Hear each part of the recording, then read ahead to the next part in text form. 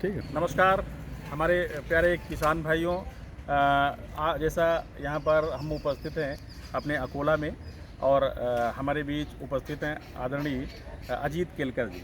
आप इंदौर कृषि विश्वविद्यालय से स्नातक करने के बाद पूरे देश में ऑर्गेनिक एग्रीकल्चर के ऊपर आप पूरे देश का मार्गदर्शन करने के लिए प्रयासरत हैं और बहुत ही अच्छे अच्छे आपने कॉन्सेप्ट दिए हैं, बहुत अच्छी चीज़ें ज़मीन पे उतारी हैं और वो चीज़ें जो सारे देश में पूरी मान्यता मिल चुकी है, जिसको आप पूरी होलिस्टिक अप्रोच है आपके पास, पूरी समग्र योजना है, कार्य योजना है, उसको देश में कैसे उतारना है, कैसे जैविक खेती को लागू करना है इस देश में, उसके लिए आपने बहुत अच्छी अच्छी चीज़ें पूरे देश में अपनी लागू की है। इसी परिप्रेक्ष्य में हमारे उत्तर प्रदेश में आप सभी जानते हैं गायों की जो समस्या है, जो कि किसानों ने बहुत सी गायों को छोड़ दिया है या वो चीज़ गायें रोड पर हैं। तो इसके लिए चूँकि आदरणीय केलकर जी से हम कुछ बिंदुओं पर बात करेंगे कि वो समस्या का समाधान कैसे हो सकता है, व्यक्तिगत स्तर पर समाज के द्वारा क्या करना है, गवर्नमेंट के द्वारा क्या करना है, इंटेलेक्चुअल्स के द्वारा क्या करना है।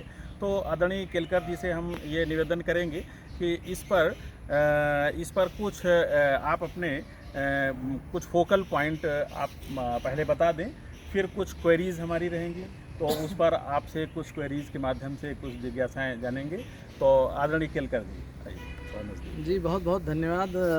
आपका प्रश्न बहुत ही महत्वपूर्ण है और हम सब जानते हैं कि हमारे देश में शास्त्रों में कहा गया है कि गोमय स्थित लक्ष्मी, अर्थात गाय के गोबर में लक्ष्मी माता का वास होता है। लेकिन आधुनिक खेती के इस जंजाल में फंस करके हम लोग ये देख रहे हैं कि जब से किसान जो है जहरीले रसायनों का इस्तेमाल कर रहा है, उपयोग कर रहा है, तो उससे हमारे देश में सभी माताओं की स्थिति गंभीर हो चुकी है।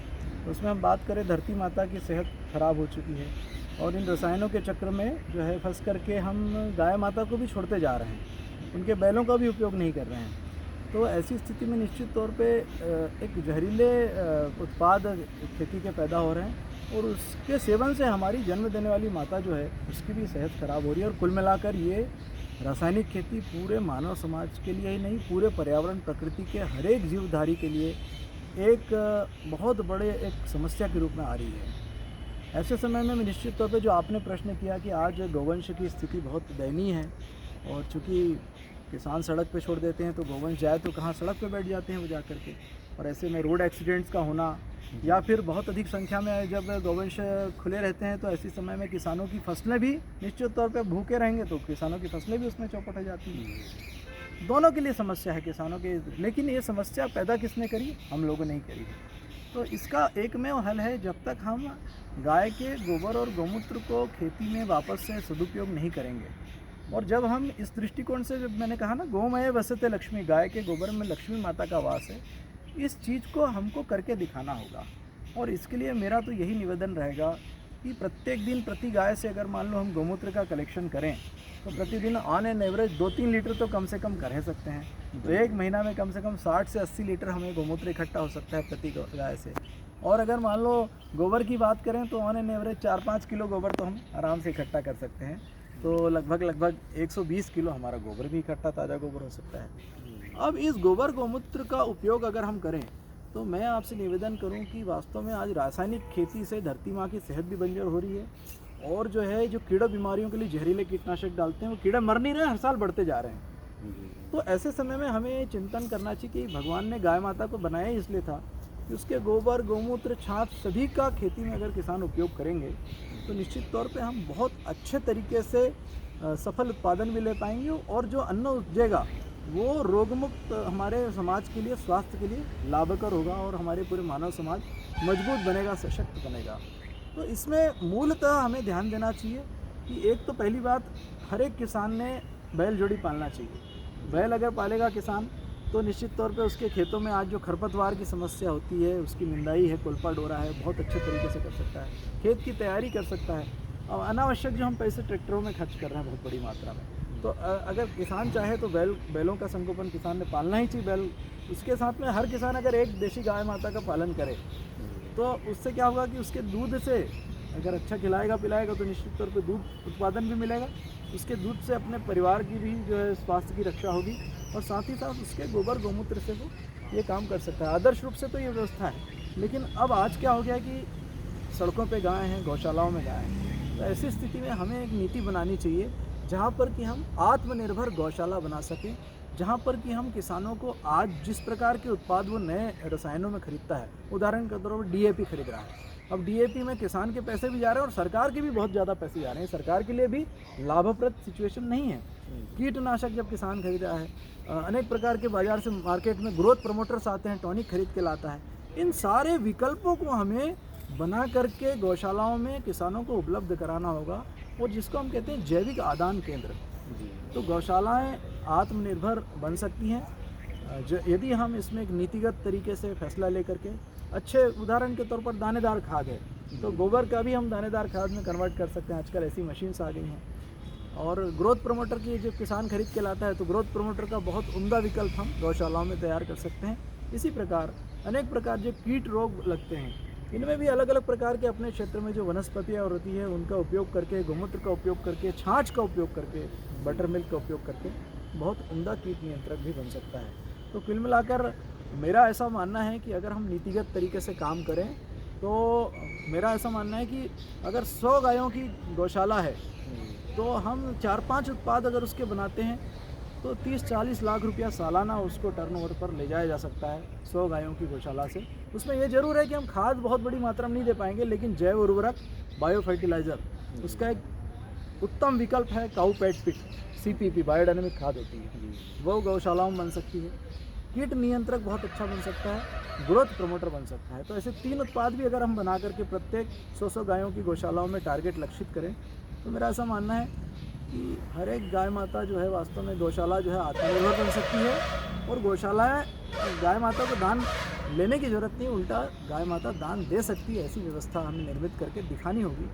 तो ये अगर काम होता है तो मैं समझता हूँ एक भी गाय सड़क पे नहीं घूमेगी। जी एक्चुअल सर, जैसे आज यहाँ हम चूँकि डॉक्टर पंजाब राव देशमुख कृषि विद्यापीठ परिसर के एक अच्छे ऑडिटोरियम हॉल में अखिल भारतीय स्तर की आज ये जो मीटिंग जो प्रशिक्षण में आपने बहुत महत्वपूर्ण बातें कही, लेकिन चूँकि आप एक नेशनल आइकन बनने वाले हैं तो निश्चित रूप से जो देश की पॉलिसी है, जो हमारी सरकारी नीतियाँ भी बनती हैं, वो बहुत सी चीज़ों में हम देखते हैं कि जिसपे कंट्राडिक्टरी है। जैसे हम देखते हैं कि जैसे हमें यंत्रीकरण करना है, अब यंत्रीकरण लेवलिंग करनी है खेतों की, तो इसमें हम क्या बेटर विकल्प दे पाएंगे, या आपकी तरफ से इसमें क्या बेटर विकल्प आएगा। दूसरी बात है, आज का सामाजिक परिवेश में जैसे आप देखते हैं कि गोबर से लोग दूर भाग रहे हैं, तो उसमें भी जो रहन सहन का स्टेटस, जो सराउंडिंग चेंज हो रहा है, सोशल वातावरण चेंज हो रहा है, तो उस गोबर के लिए भी एक बेटर विकल्प हमें देना होगा। इसके अलावा भी बहुत सी, जैसे हम देख रहे हैं कि शासन में स्थापित जो व्यवसाय हैं जो कि आधुनिक खेती के नाम पे स्थापित किए गए थे और आज मानवता के लिए बहुत बड़ी समस्याएं बन चुकी हैं, तो गवर्नमेंट को उन स्थापित व्यवसाय को रिप्लेस करने में एक बहुत ही बड़ी स्ट्रेटेजी आपके नेतृत्व में काम करेगी। तो इन बिंदुओं पर भी कुछ एक एक विषय आप अपना। पहले तो मैं ये निवेदन करूं कि हाँ, इस देश का सब व्यक्ति आइकॉन है, मैं तो कहता हूँ ऐसा कोई व्यक्ति विशेष नहीं है, और हम सबको मिलकर के इस काम को खड़ा करना है। जहाँ तक रहा शासन की बात, तो मैं देख रहा हूँ कि आप सभी जानते हैं कि हमारे देश में बहुत अच्छी नीति अभी पिछले कुछ समय में देखने में मिली कि रसायन मुक्त खेती को बढ़ावा दिया जा रहा है। उत्तर प्रदेश सरकार भी इस दिशा में प्रयासरत है। अब आवश्यकता है कि हम कैसे भी, किस प्रकार से हम जो है एक चिंतन करें कि जिस प्रकार के सब्सिडी का प्रोग्राम हम रसायन आधारित खेती के लिए देते हैं, तो सरकार में बैठे लोगों को इस बारे में थोड़ा सोचना पड़ेगा आप कि रसायन आधारित खेती पे हम बहुत बड़ी सब्सिडी का राशि हम बांटते हैं। अभी आप रासायनिक खाद फर्टिलाइज़र सब्सिडी की बात कर लें तो अपने आप में बहुत बड़ी सब्सिडी होती है। तो अगर हम ऐसा कुछ तय कर लें कि चिन्हित करें कि भाई इतने किसान जो है गौ आधारित खेती करना चाहते हैं, तो वो जो सब्सिडी की राशि है उस राशि को अगर किसी भी स्वरूप में अगर हमारे गौ आधारित खेती करने वाले किसानों को अगर ये उपलब्ध कराई जाए किसी भी स्वरूप में, कैश में नहीं, गोबर खाद बना कर दें, दानेदार खाद बना कर दें, कीट नियंत्रक, रोग नियंत्रक बना कर दें, तो पैसा है अपने पास में, उसी पैसे का रूट हमको बदलना पड़ेगा।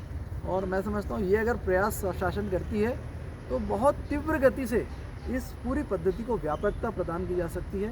क्योंकि आज हम ऐसे इस परिवेश में जी रहे हैं जहाँ कोई भी व्यक्ति रेडीमेड की आदत लग गई है लोगों को। उन्हें चाहिए कोई चीज़ त्वरित बन जाए और वो उपयोग कर लें।